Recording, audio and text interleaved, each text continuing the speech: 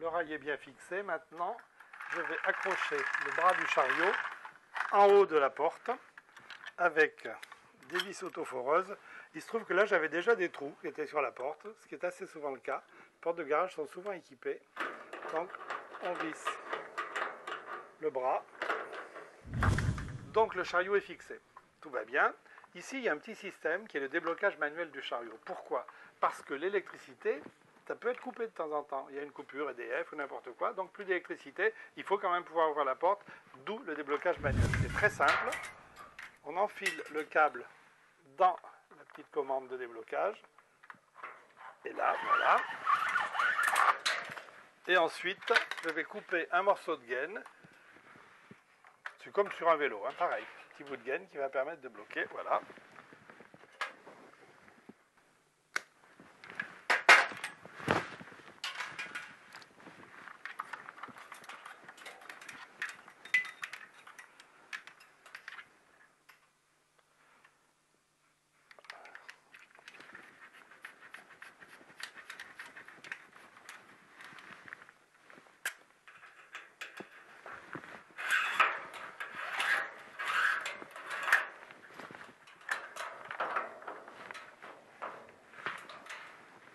En fait, vous avez deux possibilités de déblocage manuel. Soit vous avez un garage qui n'a que sa porte de garage, aucun accès ailleurs, donc il faut impérativement pouvoir débloquer la porte par l'extérieur. Donc dans ce cas-là, on va passer ce câble dans la poignée. Sinon, on va se faire une petite poignée, si on a un accès par l'intérieur, comme ici, on va se faire une petite poignée à portée de main. Donc regardez, je passe le câble ici dans la poignée qui est évidemment extérieure, et quand je vais tourner la poignée, ça tire le câble et donc ça débloque manuellement. Facile. Deuxième solution, donc celle que moi je vais choisir. Je vais faire une petite poignée à portée de main, donc je coupe le câble par exemple ici, voilà. Hop.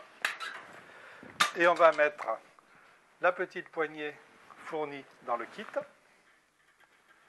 Et dans tous les cas, le câble est bloqué par un petit serre-câble. Et ça, c'est des accessoires qu'on trouve facilement. Enfin, là, ils sont fournis dans le kit en plus. Donc là, je serre et j'ai une poignée de déblocage. Bon, ben, ça marche. En revanche, dans ce cas-là, il faut nécessairement démonter les verrous d'origine.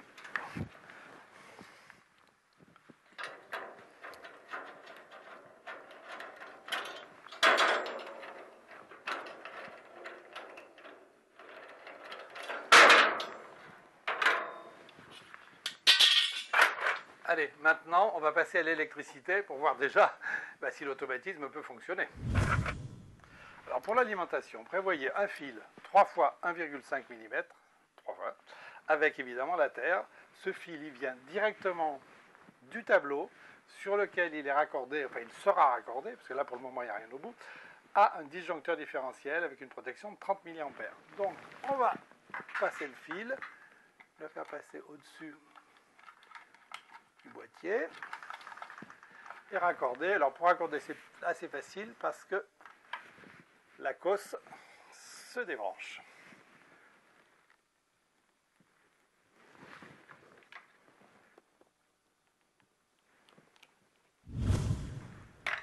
Et je remets en place.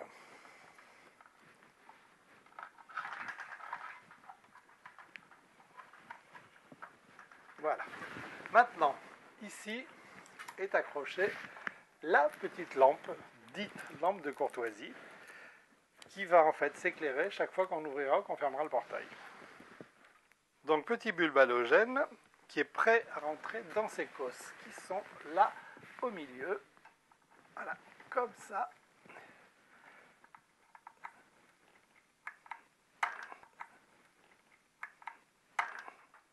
Voilà, elle est en place.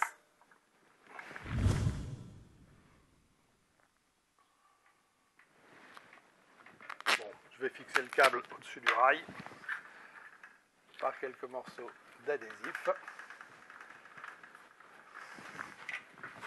Bon, on va procéder à la première vérification.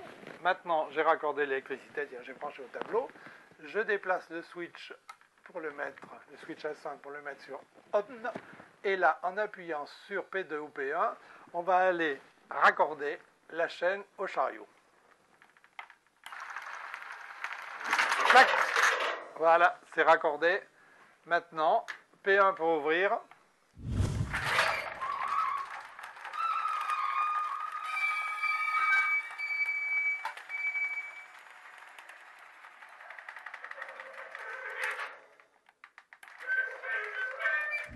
Bon, on va en profiter que la porte est ouverte pour régler le contact de fin de course. Donc c'est ce cavalier jaune que je viens pousser jusqu'au contacteur. Voilà, j'ai entendu clic, c'est bon.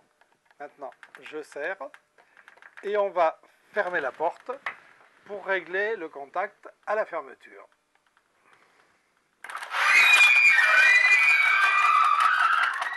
Donc là, en fait, je m'applique pour arrêter en position fermée parfaite.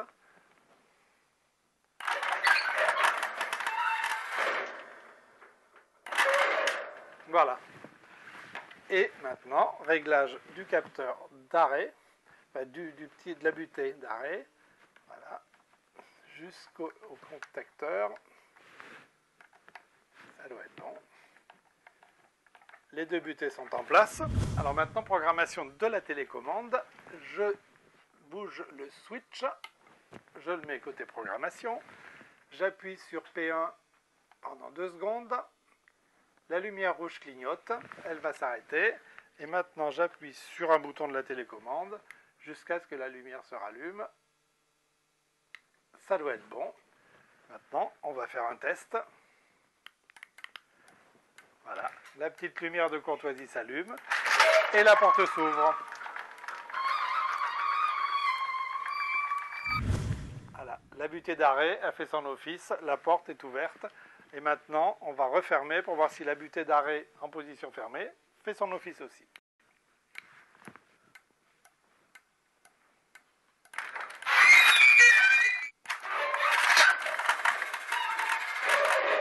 Voilà, et la butée d'arrêt en position fermée a fait son office. Tout va bien. Bon, il nous reste quand même une étape importante, c'est d'assurer la sécurité. Donc on va installer le clignotant extérieur et les cellules à l'intérieur pour éviter que quelqu'un ne se fasse écraser, surtout un enfant ou un chien. Donc, au boulot. Côté sécurité, une chose, la lampe clignotante qui, mise à l'extérieur, va signaler que la porte est en mouvement. Donc, n'importe qui voit qu'elle est en mouvement. De surcroît, on va mettre à l'intérieur 2 cellules face à face. Si le faisceau entre les 2 cellules est coupé, le mouvement s'arrête. Donc si un enfant ou un chien passe entre les 2 cellules, la porte s'arrête, aucun danger. Ce n'est pas difficile à poser, il faut simplement un petit peu de fil, un câble à 2 fils. Vous allez voir, il faut quelques minutes pour le faire. Bon, maintenant je câble chaque cellule, c'est pas difficile.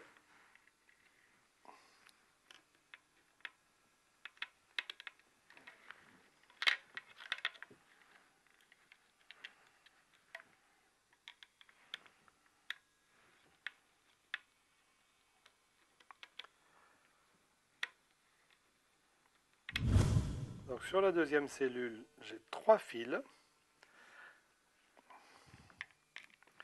Et tout ça, tout à l'heure, on va les raccorder au boîtier électronique à côté du moteur. Alors, moi, j'ai choisi la solution plaquette de bois parce que selon la configuration, si vous avez un mur, vous pouvez visser la cellule directement dans le mur. Moi, j'ai pas de mur, donc le plus simple, c'est de visser une petite plaquette de bois, la cellule dessus, et le tout vissé sur l'ossature de la porte. Vous allez voir, ça marche très bien. Le fil, on va le coller le long de la porte, et il suffit de poser maintenant la deuxième. Donc, mes 2 cellules sont alignées, placées à la même hauteur, toujours au-dessous de 40 cm. Et maintenant, il suffit de mettre les capots.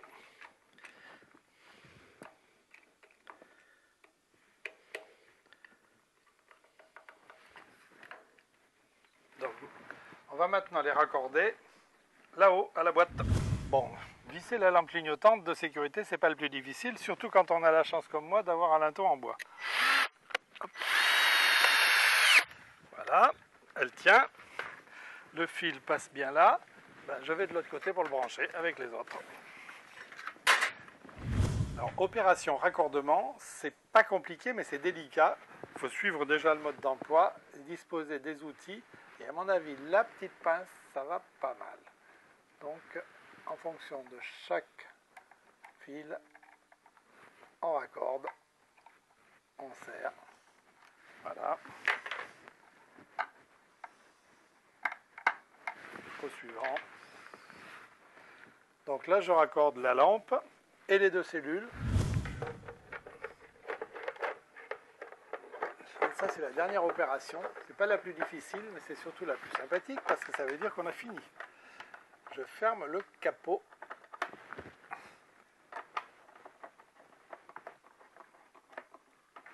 Voilà. Et ben, à mon avis, on a bien travaillé.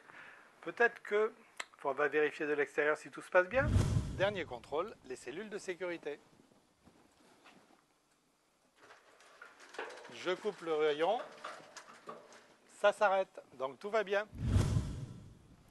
C'est fini, la porte du garage est automatique, c'est-à-dire le grand confort, je vous l'ai dit. Et vous pouvez même rajouter deux petits accessoires, soit le clavier sans fil, radio, soit le contacteur à clé qui vous permettra de donner la clé à qui vous voulez pour ouvrir ou fermer le garage.